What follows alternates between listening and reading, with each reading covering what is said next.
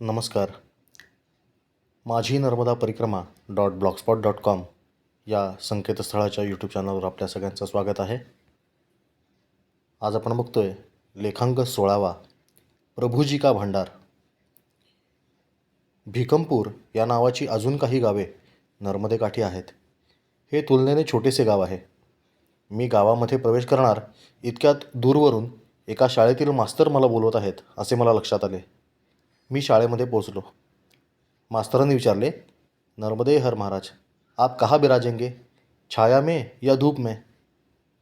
आपली योग्यता नसली तरी देखील इथले सर्व लोक आपल्याला महाराज, बाबाजी, स्वामीजी, पंडितजी, दादाजी, दद्दा अशा विविध नावांनी हाक मारतात. ऐन मध्यान्नीची वेळ झाली होती तरी देखील थंडीमुळे ऊन बरे वाटत होते. मी उन्हातच खुर्ची लावण्याचा इशारा केला. मला हे माहिती नव्हते, परंतु परिक्रमावासी परिक्रमेदरम्यान खुर्चीमध्ये सुद्धा बसत नाहीत. शक्यतो जमिनीवरच बसतात. परंतु तिथे अजून 4-5 शिक्षक होते, त्यामुळे त्यांना संकोच वाटू नये म्हणून मी त्यांच्यासोबत खुर्चीमध्ये बसलो. बसणे असा साधा शब्द न वापरता बिराजना असे जड शब्द सर्रास वापरले जातात. बसल्या बसल्या शाळेतील मुलांनी बर्फासारखे थंडगार पाणी प्यायला आणून दिले व चहा आणण्यासाठी निघून गेली. तोपर्यंत शिक्षकांशी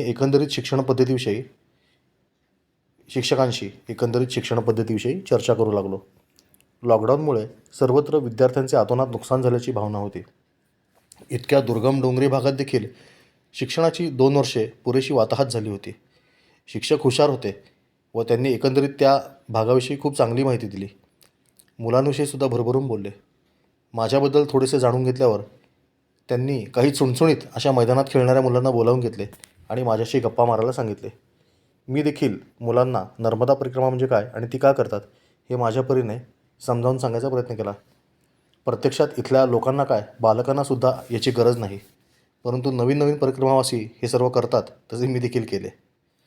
पोटात चहा आणि बिस्किटचा पुडा गेल्यामुळे जरा आधार आला होता, परंतु पुढे अजून बरेच चालावे लागणार होते म्हणून मी मास्तरांची रजा घेतली. शिक्षकांनी सांगितले की गावामध्येच एक दुकानदार परिक्रमावासींची सेवा करतो, तरी तिथेच भोजनप्रसाद घ्यावा. त्यांनी माझ्याबरोबर एक विद्यार्थी पाठवून दिला. तो मला मुख्य रस्त्याने घेऊन न जाता गावातील छोट्या छोट्या गल्लीबोळातून घेऊन गेला. त्यामुळे मला या आदिवासी लोकांचे गाव जवळून पाहायला मिळाले. या मुलाचे नाव यादव होते व 5वीत असला तरी अतिशय हुशार आणि चुणचुणीत होता.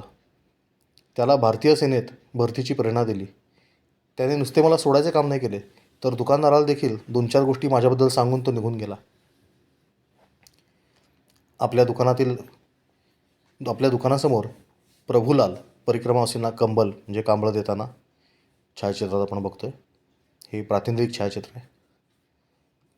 हा दुकानदार प्रभुलाल नावाचा एक ब्राह्मण मनुष्य होता आणि घरची परिस्थिती बेताचीच असली तरी आपल्या भाकरीतला अर्धा तुकडा परिक्रमावासींना आवर्जून देत असे.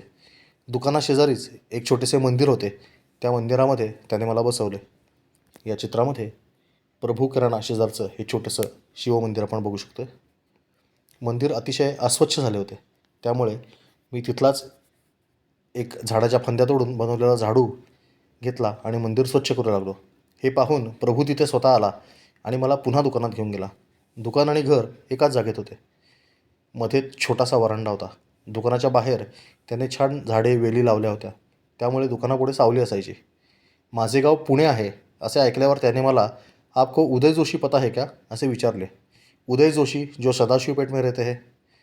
प्रत्यक्षामध्ये मी उदय जोशींना ओळखत नव्हतो, परंतु उदय जोशी नावाच्या सदाशिव पेठ इथे राहणाऱ्या एका भाजप कार्यकर्त्यांनी 2016मध्ये नर्मदा परिक्रमा केली होती व ते जिथे जिथे राहिले किंवा ज्या ज्या लोकांनी त्यांना मदत केली त्या सर्वांना त्यांनी अतिशय सुंदर असे प्रशस्तीपत्रक बनवून पाठवले होते. ते त्याने अभिमानाने आपल्या दुकानात लटकवले होते. आपण बघू शकतोय हे ते प्रशस्तीपत्रक आहे जे उदय जोशी आणि त्यांच्यासोबत परिक्रमा करणारे वाईकर बंधू यांच्या फोटोसह त्यांनी तिकडे लावलेले आहे. त्याच्याकडून उदय जोशी यांचा क्रमांक मी लिहून घेतला. पुढे योगायोगाने पुण्यामध्ये आल्यावर श्री गोरे नामक एका परिचितांनी मला उदय जोशी यांनी लिहिलेले नर्मदा परिक्रमेचे पुस्तक देखील वाचायला दिले. छोटेसे रंगीत पुस्तक होते. त्यांनी अतिशय वेगाने आणि शक्यतो हमरस्ते वापरून परिक्रमा केली होती असे पुस्तक वाचल्यावर लक्षात आले. अजून तरी उदय जोशी यांना प्रत्यक्ष भेटण्याचा योग आलेला नाही. असो, तर मंदिरामध्ये परिक्रमावासींना कंबल देताना किंवा भुकेलेल्यांना अन्न देताना आपल्याला दिसत आहेत प्रभुलाल. इथलं एक प्रसिद्ध वाक्य आहे, भूखे को भोजन प्यासो को पाणी दे नर्मदा माई रे. ही नर्मदा मैया या माणसांच्या रूपानं भुकेल्या जीवाला अन्न आणि तहानलेल्या माणसाला पाणी देते. घरी बनवलेले जेवण त्यांनी मला दिले. आमटी आणि 2 पोळ्या होत्या. जेवण अतिशय गरम होते. एकटा परिक्रमावासी आला तर त्यासाठी वेगळा स्वयंपाक शक्यतो कोणी करत नाही. घरातलंच थोडंसं जेवायला दिलं जातं. पण त्यामुळे आपण देखील मर्यादित खावं असे मला वाटते. उगाच मिळाले आहे म्हणून पोटावर बांधून ठेवण्यात काही अर्थ नसतो. कारण त्यामुळे कदाचित घरातल्या कोणाला तरी उपाशी झोपण्याची शक्यता असते. आग्रह मात्र खूप केला जातो. सुरुवातीलाच भरपूर वाढलेले असते. अन्न वाया घालवणे हा प्रकार तर संपूर्ण नर्मदा खंडामध्ये मी जवळपास नाहीच पाहिला. अन्नाचा प्रत्येक कण परब्रह्म समजून संपवला जातो. जेवण झाल्यावर मी पुन्हा एकदा दुकानाचे निरीक्षण करू लागलो. 6 फूट बाय 8 फूट अशा मापामध्ये जगातील प्रत्येक पदार्थ बसवला होता. दीपक किराणा स्टोअर असे त्याचे नाव होते.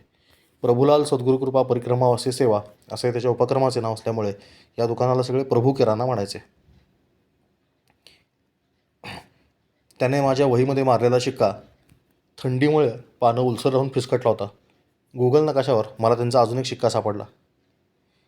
त्यात जे लिहिलं आहे ते अक्षर अशी आहेत की सद्गुरुकृपा परिक्रमावासी सेवा, प्रभू किराणा एवं जनरल स्टोर्स, भिकमपूर, तहसील निवास, जिल्हा मंडला, मोबाईल नंबर 942 585 3024.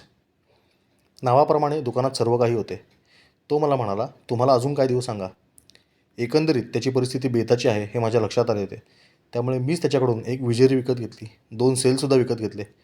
सोबत साठलेल्या पैशाचे करायचे काय हा प्रश्न नेहमीच असायचा. जसजसे चालणे वाढू लागले तसतसे 1 रुपयाचे नाणेसुद्धा जड वाटू लागायचे. सकाळपासून इथपर्यंत मी सुमारे 16 किलोमीटर चाललो होतो. पुढे 5-6 किलोमीटर चालताना पाय जड झाले. मी त्यामुळे हळूहळू चालत होतो. इतक्यात मागून 3-4 युवक झपाझप चालत माझ्या पुढे गेले.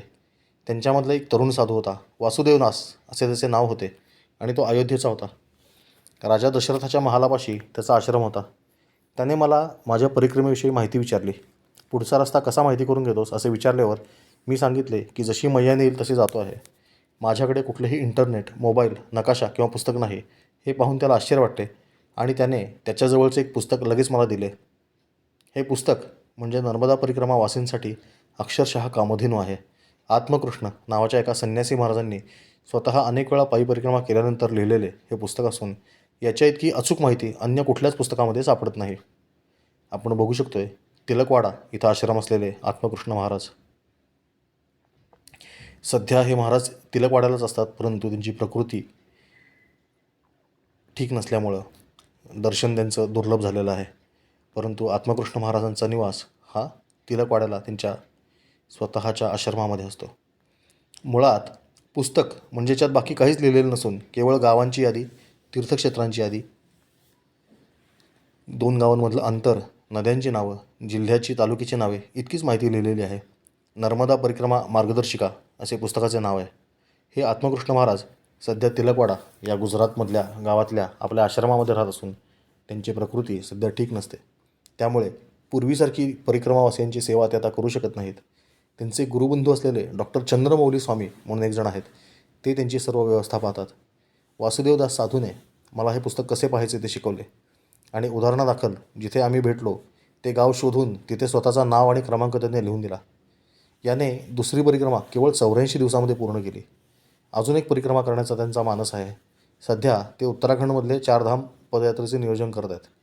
असो, तर हेच ते नर्मदा परिक्रमा मार्गदर्शिका हे पुस्तक. प्रत्येक परिक्रमावासीकडे हे पुस्तक हवंच. या पुस्तकामध्ये दिलेला नर्मदा परिक्रमेचा नकाशा हा अतिशय मार्गदर्शक आहे. वाहनाने परिक्रमा करणाऱ्या लोकांसाठी देखील नकाशा दिलेला आहे. नर्मदा परिक्रमेची भूमिका, ती का करतात, कशी करतात, याशिवाय नर्मदाष्टक, नर्मदा मातेची आरती, नर्मदेची उत्पत्ती कथा, छोटी छोटी भजनं अशा अनेक गोष्टी या पुस्तकामध्ये दिलेल्या आहेत. हे पुस्तक माझ्यासाठी पुढे अतिशय उपयुक्त ठरले, यात वादच नाही. मला हा साधू बिछिया गावाजवळ भेटला. त्याने तशी नोंद पुस्तकामध्ये करून दिली. आपल्या देशावर इंग्रजांचा फार खोल प्रभाव पडलेला आहे. संपूर्ण परिक्रमेमध्ये मला केवळ एकच साधू भेटला जो देवनागरीमध्ये आकडे लिहिण्याचा आग्रह धरायचा. बहुतांश साधू देखील देवानं निर्माण केलेली देवनागरी लिपी सोडून आपल्या देशाची वाट लावणाऱ्या इंग्रजांची लिपी अंग करतात. हे पाहून दुःख होते. आपण मात्र सर्व नोंदी देवनागरीमध्येच करत होतो याचा मैयाला आनंद होत असणार. असो, तर ही वासुदेवदास अयोध्या यांनी केलेली स्वाक्षरी आणि त्यांचा भ्रमणवास क्रमांक आपण बघतोय. त्याने सांगितल्याप्रमाणे मी ज्या गावांमध्ये जायचो त्याची नोंद या पुस्तकात खुणेने करून ठेवायचो. भोजनप्रसाद घेण्यासाठी एक खूण केली होती आणि मुक्कामासाठी वेगळी खूण होती. अधिकची काही माहिती मिळाली तर मी या पुस्तकातच ती लिहून ठेवायचो. बिझवली आमगावा गावात अखेरीस पोहोचलो. एक मोठा कॉन्क्रीटचा रस्ता लागला. हा रस्ता उजवीकडे थेट निवास गावाला जात होता, तर डावीकडे शहपुरा गाव होते. रस्त्यावर मोठमोठे फुटपाथ बांधले होते. गाव छोटेसेच होते, परंतु टुमदार होते. गावामध्ये एक अतिशय सुंदर असे अतिप्राचीन दुर्गामाता देवालय होते. या दुर्गामाता मंदिराची पाठी आपण बघतोय. तिथे मुक्कामाची इच्छा झाली. मंदिरामध्ये खूप प्राचीन मूर्ती आणि खांबांचे कोरीवकामाचे अवशेष सर्वत्र विखुरलेले आहेत. हे त्या बिझवलीच्या दुर्गामाता मंदिराचं प्रवेशद्वार आपण बघतोय. आणि आता आपण बघतोय ते मंदिर, आणि ही आहे मंदिरातली प्राचीन दुर्गामाता आणि अन्य भग्नावशेष आजूबाजूला रचून ठेवलेले आहेत. ग्रामस्थांनी मंदिराचा जीर्णोद्धार केलेला आहे. शनीचेही स्थान गतवर्षीच उभे केले आहे. एकंदरीत स्थान उत्तम आहे. शेजारीच नगरार नावाची नदी वाहते. संगमावरती एक स्मशानभूमी आहे. पाण्याची एक उपसा विहीर किंवा ज्याला डोहकूप म्हणतात, जॅकवेल, ती तिथे आहे. मंदिरामध्ये एका कोपऱ्यामध्ये मी माझे आसन लावले आणि संपूर्ण परिसर फिरून आलो. कुठल्याही मंदिरामध्ये गेल्यावर आसन लावून झाले की तो संपूर्ण परिसर डोळ्याखालून घालायचा असा परिपाठ ठेवला होता. अनेक छोटी मोठी मंदिरे आजूबाजूला होती. नदीला चांगले पाणी होते. मंदिरामध्ये एक धुनी होती. तिच्याजवळच मी आसन लावले होते. मंदिरामध्ये दर्शनासाठी लोक येत राहत. त्यातील काही लोक जाता जाता नमस्कार करून जात. काही जण गप्पा मारण्यासाठी थांबत असत. असेच एक माजी शिक्षक असलेले रमेश झरिया नावाचे सद्गृहस्थ बोलण्यासाठी म्हणून शेजारी येऊन बसले. त्यांनी माझ्याकडून बरीच माहिती जाणून घेतली. इथल्या लोकांचं एक वैशिष्ट्य आहे, ते तुमच्याकडून भरपूर माहिती काढून घेतात. अगदी त्यांना माहिती असलेल्या विषयाबद्दलसुद्धा तुमची मतं जाणून घेतात. जणू काही त्यांना काही माहितीच नाही असं दाखवून तुमची मतं जाणून घेतात. मला नंतर हे लक्षात येऊ लागलं, परंतु सुरुवातीला मी अगदी उत्साहाने ते जे विचारतील ते सांगत राहायचो. आपण बघतोय हे झरियाजी यांच्यासोबत काढलेलं चित्र. हे मोबाईलवरून फोटो ज्या मित्राच्या क्रमांकावर पाठवले जायचे, त्यांनी अशी सुरुवातीला उत्साहामध्ये तारीख आणि वेळ वगैरे टाकून ते फोटो सेव्ह केले होते. नंतर त्यांनी ते नाद सोडून दिला. त्यांनी माझ्यासोबत 2 फोटो काढून ते माझ्या मित्राला पाठवले. मित्र मोबाईलवर जमेल तेव्हा अशा पद्धतीने दिनांक आणि वेळेची नोंद करून ठेवत असे. पहिले चित्र दुर्गामाता मंदिरातले आहे आणि दुसरं त्यांचे घर आहे, जिथे त्यांनी रात्री मला जेवणासाठी आमंत्रित केले होते. दुसऱ्या चित्रात त्यांचे बंधू माझ्यासोबत आहेत. आपण बघू शकतोय झरियांचे बंधू आणि प्रस्तुत लेखक. मंदिरामध्ये गप्पा मारत बसलेले ग्रामस्थ आणि झरियाजी यांचं हे चित्र आहे. रात्री भोजन प्रसादाला घरी येण्याचे सांगून झरिया निघून गेले. दरम्यान मंदिरामध्ये बरेच परिक्रमावासी येऊन उतरले. या सर्वांनी भोजन बनवण्याचा घाट घातला व मला बोलू लागले, परंतु माझे भोजन मैयाने आधीच निश्चित केलेले असल्यामुळे मी नम्रपणे नकार दिला. मी माझी आरती उपासना आटोपून त्यांच्या घरी गेलो. त्यांच्या घरी एक मोठी चक्की होती. त्या चक्कीच्या खोलीमध्येच मस्त शेकोटी करून 10-12 ग्रामस्थ आणि मी गप्पा मारत बसलो. बराच वेळ गप्पा रंगल्या. राजकारण, समाजकारण, अर्थकारण अशा विविध विषयांना स्पर्श करत या लोकांची मते जाणून घ्यायला खूप मजा येत होती. वरवर खेळवळ दिसणारी ही माणसे प्रत्यक्षामध्ये अतिशय हुशार आणि अभ्यासू असतात, हे सर्व शहरी लोकांनी कायम लक्षात ठेवावे. मनुष्याचा वेश पाहून तिची बुद्धी ठरवण्याची पाश्चात्य पद्धत भारतामध्ये चालत नाही, हे नेहमी लक्षात ठेवावे. समोर बसलेल्या माणसांपैकी 4-5 जण धूम्रपान करत होते. सौजन्य म्हणून मला देखील बिडी पुढे करायचे आणि मी नम्रपणे नकार देत असे. इथे एक मोठे संत 100-150 लोकांची पायी परिक्रमा घेऊन नुकतेच येऊन गेले होते. त्यांचे फोटो आणि व्हिडिओ देखील यांनी मला दाखवले. गप्पा झाल्यावर आतमध्ये अतिशय मोठ्या असलेल्या घरामध्ये त्यांनी मला बोलवले. बाहेर ओसरीवर बसूनच मी गरमागरम पुरी भाजी आणि खिरीचा आस्वाद घेतला. प्रत्येक पुरी तळून झाली की थेट ताटामध्ये वाढली जात होती. ताजे अन्न खाणे ही आपली संस्कृती आहे, ती आपण हळूहळू विसरत चाललो आहोत. आणि तेच अनेक रोगांचे मूळ ठरत आहे. असो, रात्री मी पुन्हा मंदिरामध्ये परतलो. मंदिरामध्ये उतरलेल्या परिक्रमावासींची ओळख करून घेतली. बुधरामसिंग पवार हे खाटी मोहंदी या गावचे होते. अनूपपूर जिल्ह्यामध्ये यांचे गाव पडत होते. यांचा भाऊ बलराम नायक आणि त्याचा मुलगा मथुरासिंग नायक हे त्या गावचे सरपंच होते. मला लवकरच हे गाव वाटेमध्येच लागणार होते. तिथे नक्की आमच्या घरी येऊन जा असे आमंत्रण त्यांनी दिले. यानंतर रात्रीची थंडी भयानक वाढत आहे असे पाहून मी माझे आसन अगदी धुनीला चिकटून लावले आणि अग्निदेवतेचा शेक घेत घेत निद्रादेवीच्या अधीन झालो. 3च तास झोप पुरली. हा दिवस होता पौष शुद्ध चतुर्थी, शके 1943, 6 जानेवारी 2022, गुरुवार. नगरार नदीमध्ये स्नान आटोपले. पाणी अतिशय थंड होते. मंदिरामध्ये आल्यावर पुन्हा नळावर स्नान केले, कारण हे पाणी थोडे गरम होते. लवकरच सर्व आटोपले आणि उजाडता उजाडता पावलांनी गती घेतली. लेखांक 16 समाप्त. क्रमशः नर्मदे हर, नर्मदे हर.